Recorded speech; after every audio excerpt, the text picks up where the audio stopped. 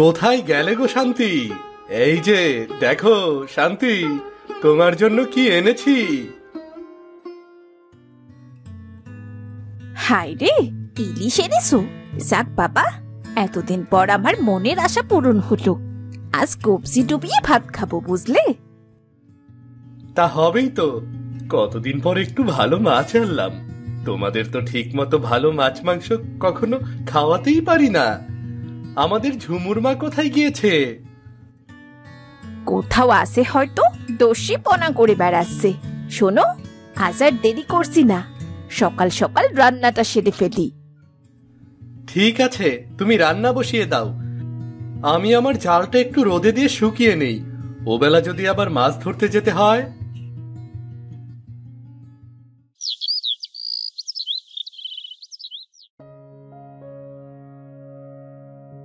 এই নাও বাবু, খাও। ইলিশের ঝোল গরম গরম। আজ তো কবজি ডুবিয়ে খাবো, গরম গরম ইলিশের ঝোল বলে কথা। মা, গন্ধেই তো পেট ভরে যাচ্ছে, আমাকে আর একটু দাও না মা। বাবা, তুমি রোজ রোজ আমার জন্য ইলিশ মাছ আনবে। ঠিক আছে ঠিক আছে।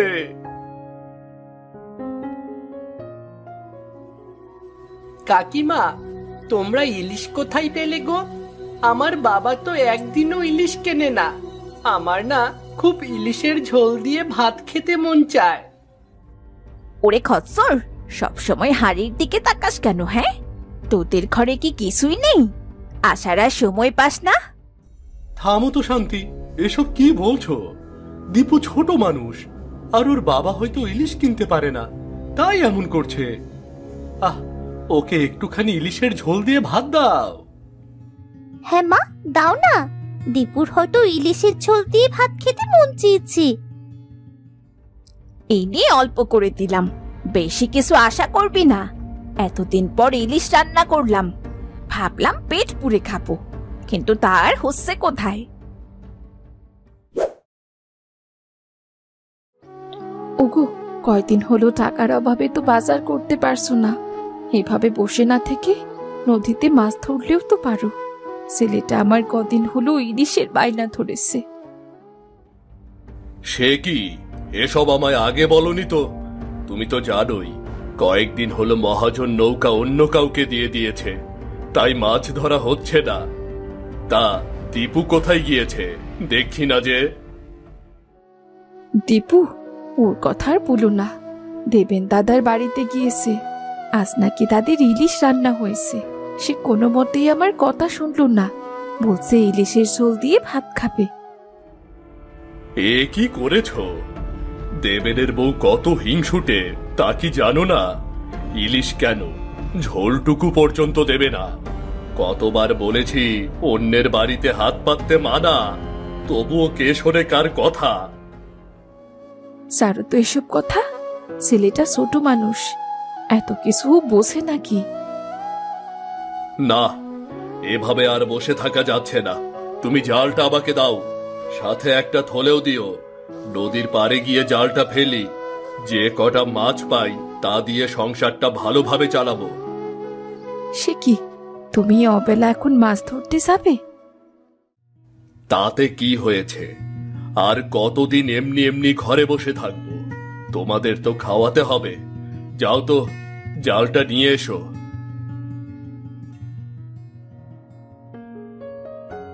এই নাও, কিন্তু সন্ধে হবার আগেই বাড়ি ফিরে এসো।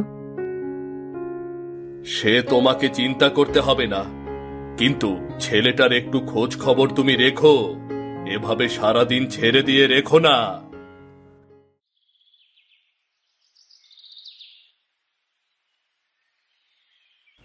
কিরে প্রশান্ত, তোর নৌকা তো মহাজন অন্য কাউকে দিয়ে দিয়েছে রে। তুই এই জাল নিয়ে কোথায় যাচ্ছিস এই অবেলায়? দাদা, মহাজন নৌকা নিয়ে 1 সপ্তাহ রেখে দিয়েছে, আর 1 সপ্তাহ আমি ঘরে বসে খাচ্ছি। আর কতদিন চলবে বলো তো? ছেলেটা আমার কদিন ধরে ইলিশের বায়না ধরেছে, তাই ভাবলাম দুটো শোলপুটি হলেও ধরে নিয়ে আসি।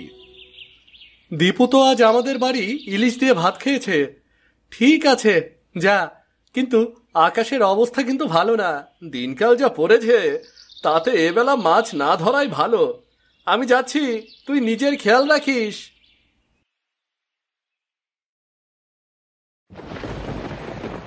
হঠাৎ এত মেঘ কোথা থেকে এলো? সাংঘাতিক বজ্রপাত হচ্ছে। এ অবস্থায় তো নদীতে নামা যায় না, কিন্তু একটু পরেই তো সন্ধ্যা নামবে। যে করেই হোক দুটো মাছ আমাকে ধরতেই হবে, নইলে ঘরে হাড়ি চড়বে কি দিয়ে? দীপুর মুখে হাসিটুকু তো আনতেই হবে। যা বাবা, আবারও বৃষ্টি শুরু হয়ে গেল। আজ কপালে আর মাছ হবে না মনে হয়। এই তো জালটা ঠিক করেছি তো, তাড়াতাড়ি 2-3 ক্ষেপ দিয়েই বাড়িতে চলে যাব। এ কি, জালটা তো ওপরে ওঠানো যাচ্ছে না। আরে জালটা তো একেবারেই উঠছে না। না, 1 পা 2 পা নদীতে না নামলে তো এই জাল তুলতে পারবো না। বাঁচাও বাঁচাও বাঁচাও! এই নদীতে কে কোথায় আছো? আমাকে বাঁচাও, বাঁচাও আমাকে! কে কোথায় আছো? মানুষটা বৃষ্টির মধ্যে যে কি করছে, কি করতেছে? বললাম বাড়িতে বাজার নেই। মা, তুমি কেন এই বৃষ্টির মধ্যে বাবাকে যেতে দিলে বলো তো? চলো আমরা দুজনে গিয়ে দেখি বাবা কি করছে। ঠিকই বলেছিস রে, তোর বাবার কোনো বিপদ হলো না তো? তুই বরং বাড়ি থাক, আমি গিয়ে বরং দেখে আসি। না মা, আমি দেবেন কাকার সাথে যাচ্ছি, তুমি বাড়িতে থাকো, সেটা মনে হয় ভালো হবে। ঠিক আছে দীপু, তোর দেবেন কাকাকে সাথে নিয়ে যা, আর তাড়াতাড়ি ফিরিস।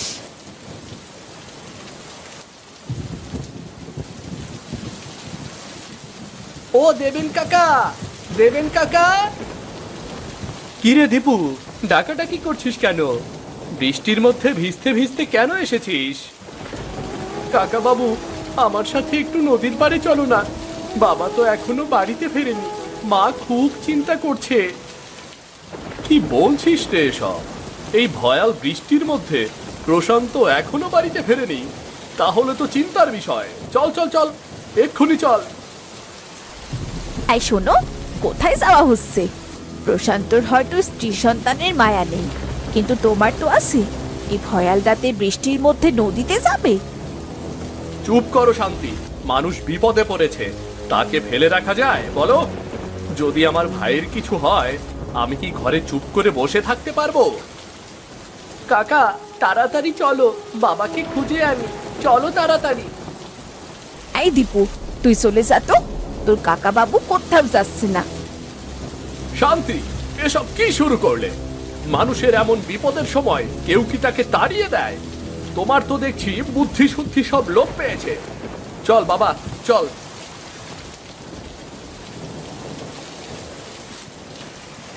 কাকা বাবু, বাবার কি হলো? বাবাকে তো কোথাও দেখছি না। থাম বাবা থাম, এত উত্তেজিত হোস না। তোর বাবা নিশ্চয়ই কোথাও না কোথাও আছে, হয়তো ঝড় বৃষ্টি দেখে কোথাও দাঁড়িয়েছে।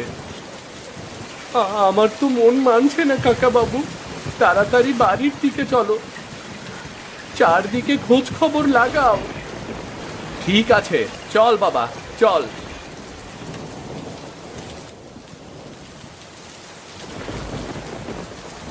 মহাজন বাড়িতে আছেন নাকি? মহাজন, আরে দেখ তো গানাই, বৃষ্টির মধ্যে কে এসেছে। আচ্ছা কর্তা বাবু, আচ্ছা।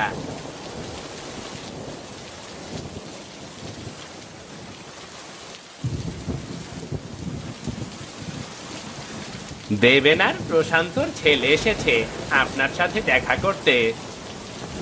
বলো কি ব্যাপার? কর্তাবাবু, প্রশান্ত কি আপনার বাড়িতে এসেছে? প্রশান্তের সাথে কি আপনার কথা হয়েছে? না, কেন, কি হয়েছে? আজকে বিকেল বেলায় প্রশান্ত বাজার নেই বলে নদীতে মাছ ধরতে বেরিয়েছিল, কিন্তু সন্ধ্যা হয়ে গেছে, এখনো বাড়িতে ফিরছে না, এই জন্য আমরা চিন্তায় আছি। ও, আমি বুঝতে পেরেছি। যেভাবে নদীর মোহনায় ঢেউ আছড়ে পড়ছে, তাতে প্রশান্তকে কি রেখে যাবে বলো? এসব কি বলছেন কর্তা বাবু? আরে হ্যাঁ, ভালো করে খোঁজ খবর লাগাও। দিনকাল কি ভালো যাচ্ছে নাকি? এই ঝড় বৃষ্টির মধ্যে প্রশান্ত কেন মাছ ধরতে এসেছে? আপনি এমন করে কথা বলতে পারলেন? আপনি দুটো লোক পাঠান না, আমার বাবা তো অনেক বছর ধরে আপনার কাছে কাজ করছে। আমি দেখছি।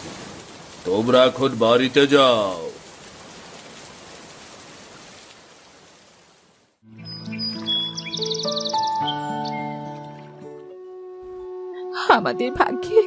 আমাদের ভাগ্যে কি এটাই লেখা ছিল গো? যদি না খেয়ে মরতাম, তাও হয়তো বা স্বামীটা বেঁচে থাকতো। মা, তুমি কান্না করো না, তোমার কান্না আমি সহ্য করতে পারি না। দেখো, বাবা ঠিক চলে আসবে। দীপু, আমার সাথে চল। তোর বাবার কিছু পাওনা টাকা ছিল, সেগুলো নিয়ে আসবি, তাহলে তোদের দিনকাল ভালো চলবে। তাহলে কি আপনি বলতে চাচ্ছেন আমার বাবার আশা ছেড়ে দেব আমরা? না রে দীপু, তা ঠিক নয়। তোর বাবা যতদিন না ফিরে আসে, ততদিন যেন তোদের সংসারটা ভালোভাবে চলে, এর জন্যই বলছেন মহাজন। না হলে তোদের দিন তো অনেক কষ্টে কাটবে রে। কাকা বাবু, তাহলে কি আমার বাবা আর ফিরে আসবে না? বাবাকে ছাড়া আমরা কি করে থাকবো বলো? এই তো বাবার থলে, বুঝেছি। এই ভয়াল মেঘনা আমার বাবাকে নিয়ে গেছে। কেন যে চেয়েছিলাম বাবার কাছে ইলিশ মাছ খেতে, কেন চেয়েছিলাম।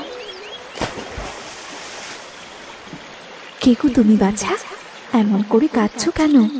তোমার কান্নায় তো আমার ঘুম ভেঙে গেল। কিন্তু তুমি কি পানির নিচের জলপরি? তুমি কি বলতে পারবে আমার বাবা কোথায় গেছে? আমার বাবাকে হারিয়ে ফেলেছি, আমার খুব দুঃখ হচ্ছে। তোমার বাবার খোঁজ তো আমি দিতে পারবো না বাছা, কিন্তু তোমার কি দুঃখ হয়েছে আমায় বলো, আমি তোমার কষ্ট দূর করে দেবার চেষ্টা করব। আমার কিছুই চাওয়ার নেই, আমার শুধু বাবাকে চাই। ঠিক আছে বাছা, তাহলে তুমি এখন বাড়ি যাও। যখন তোমার মন চাইবে, তুমি আমায় এসে জল পরি বলে ডেকো।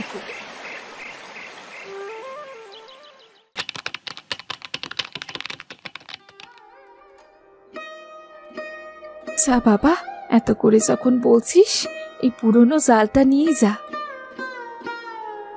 শোন, তোর কাকা বাবুর সাথেই থাকবি, একা একা কোথাও যাবি না জানো। ঠিক আছে মা, তুমি চিন্তা করো না, তোমার ছেলে তো এখন বড় হয়ে গেছে।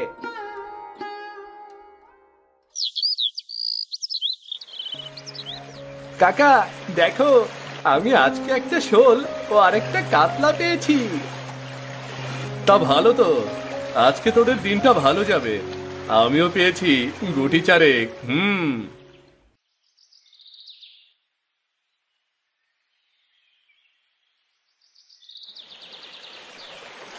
কি ব্যাপার দেবেন? কি মাছ ধরলে গো? এই যে দেখুন, আমরা কাতলার শোল ধরেছি। শঙ্কর দাদু, তুমি মাছ নেবে নাকি গো? না রে, আমার জামাই এসেছে, আজকে আমি ইলিশ কিনতে চাচ্ছি। যে চড়া দাম ইলিশের, যে চড়া দামে বিক্রি হচ্ছে, জানি না কিনতে পারবো কিনা, তাই তাড়াহুড়ো করে যাচ্ছি আর কি। কাকা, বাজারে কি ইলিশের এত দাম?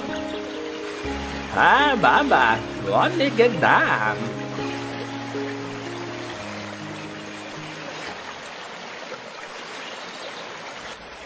একটা বুদ্ধি বের করলে হয় না? আমরা যদি নিজেরা ইলিশ চাষ করি। কি বলিস বাবা? আমরা অধম অজ্ঞ জেলে আমরা কি ইলিশ চাষ করতে পারি? চলোই না কাকা, আজকে ইলিশের বাজার থেকে একটু ঘুরে আসি। চলো চলো। ঠিক আছে, এত কষ্ট করে যখন বলছিস, চল তাহলে, চল।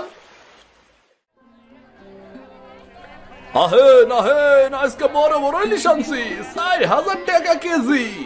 আর ছোট ইলিশ 2,000 টাকা কেজি। টাটকা ইলিশ নিয়ে যান, নিয়ে যান। এই বড় ইলিশ গুলো কত করে?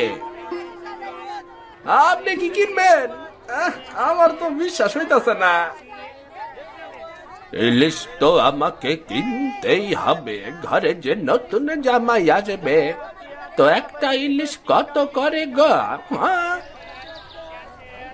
6,000 টাকা কিলো। কয়টা দেব শঙ্কর দাদা? এই মাত্র তো বললে 4,000 টাকা।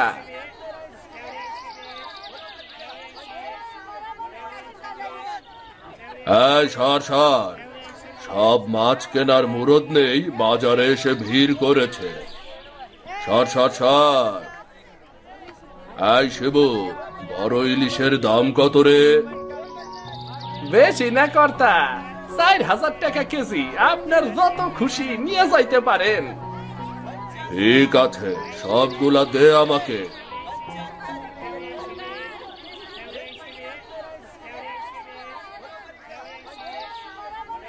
আহা, এই সব মানুষের জন্য গরিবের মুখে একটা ইলিশ ওঠে না।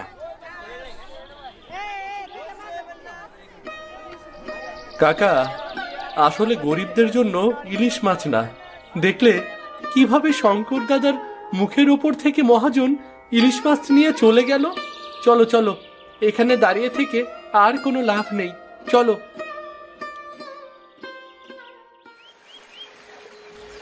গরিব মানুষ কখনো ইলিশ খেতে পারবে না, তা কি কখনো হয়? আমাদের কিছু একটা করতেই হবে।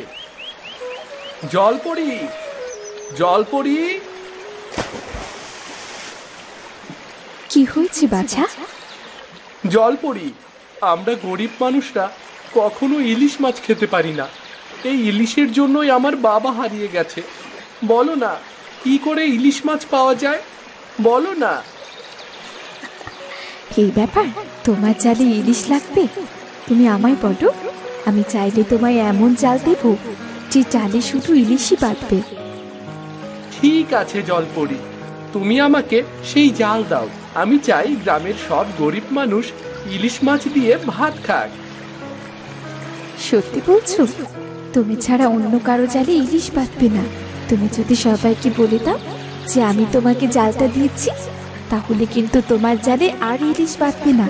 একমাত্র সৎ ইচ্ছা নিয়ে তুমি চাইছো বলে আমি তোমাকে জালটা দিচ্ছি। হ্যাঁ জলপরি, আমি সৎ ইচ্ছা নিয়ে জাল ফেলবো আর গরিবদের ইলিশ খাওয়াবো। গ্রামের সবাই অনেক খুশি হবে।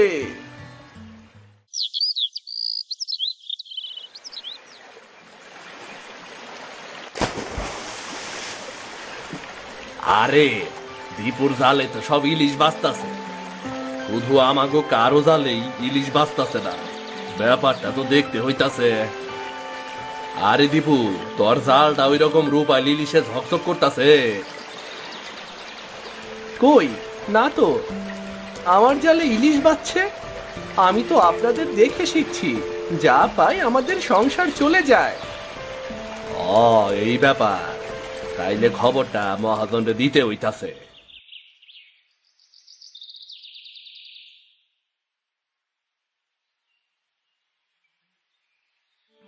মহাজন, দীপু, ওই যে প্রশান্তর পোলা, ওর পোলা শুধু চকচকা ইলিশ ধরতাছে নদীর থেকে। আমরা এত গুলান জাইল্লা মিলা কোনো ইলিশ মাছই পাইতেছিলাম না, আর ও শুধু ইলিশ ইলিশ আর ইলিশ মারতাছে। তাহলে শোনো, আমাদের বড় বড় জাল, যত মাছ ধরার আছে সব নদীতে ফেলো, বড় বড় ইলিশ সব ধরে ফেলো, আমরা নিজেরাই বিক্রি করব। প্রশান্তর ছেলে যদি ছেঁড়া জাল দিয়ে ইলিশ ধরে, আমরা তো আরো অনেক ধরতে পারবো।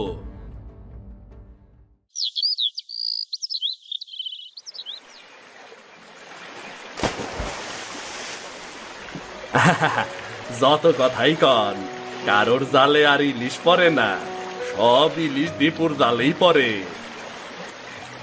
দীপু বাবা, এখন বাড়িতে চল, অনেক হয়েছে আর নয়। গ্রামের মানুষ সবাই তোকে নিয়ে কানাঘুষা করছে রে। আমি চাই না তোর বাবার মতো তোর কিছু একটা হয়ে যায়। যে মাছ পেয়েছিস, চল চল বাড়িতে চল, বাজারে বিক্রি করে বাড়ির দিকে চলে যাই, চল।